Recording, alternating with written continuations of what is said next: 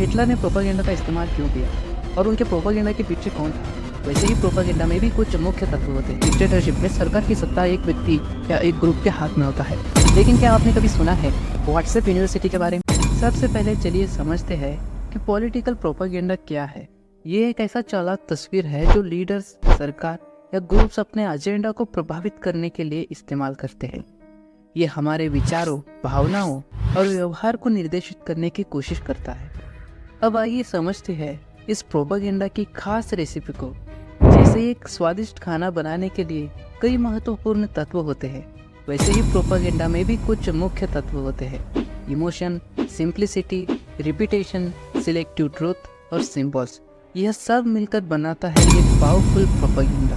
Propaganda अलग अलग रूपों में आता है, पोस्टर्स से लेकर स्पीचेस तक। यह हर जगह अपना असर छोड़ता है, चाहे वो एक बोल्ड पोस्टर हो या फिर एक प्रभावशाली भाषण जो आपके मन को हिला देता है।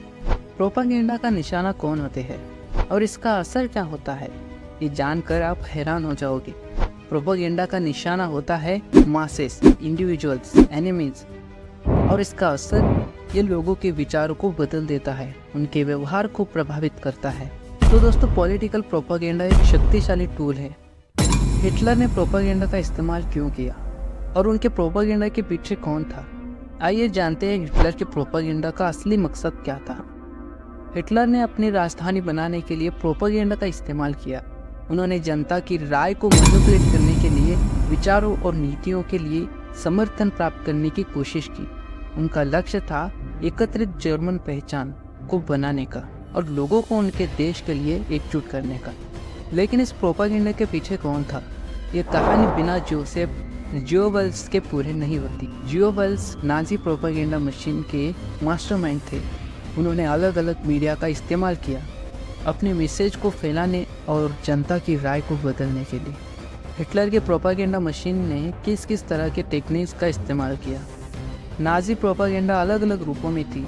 मास rallies, radio broadcast, posters, film और एजुकेशन। नाजी प्रोपेगेंडा ने लाखों जर्मन्स को हिटलर और नाजी पार्टी के पीछे झुकने पर मजबूर किया और ये एक नया इतिहास बनाया।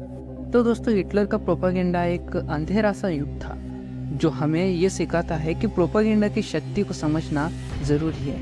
ये एक सबक है हमारे लिए कि हमें हमेशा सतर्क रहना चाहिए और असल में क्या है और क्या नहीं, ये समझना भी ज़रूरी है। लेकिन क्या आपने कभी सुना है व्हाट्सएप यूनिवर्सिटी के बारे में?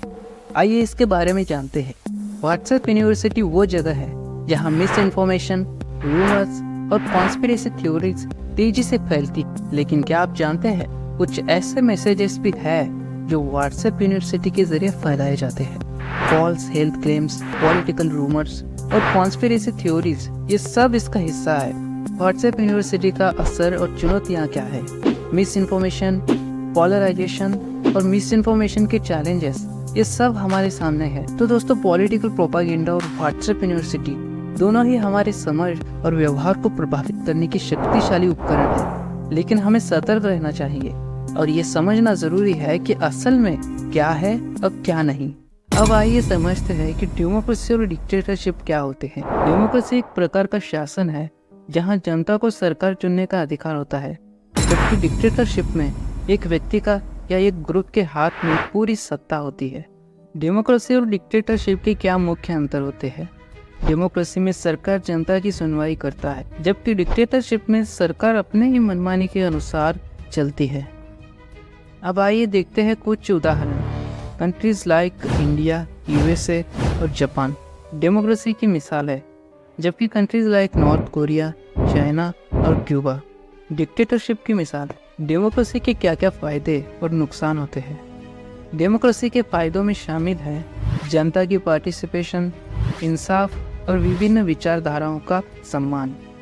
डिक्टेटरशिप में सरकार की सत्ता एक व्यक्ति या एक ग्रुप के हाथ में होता है, लेकिन ये सत्ता का प्रयोग गलत तरीके से होता है, जिसमें इंसाफ और जनता के अधिकार पर खतरा हो सकता है।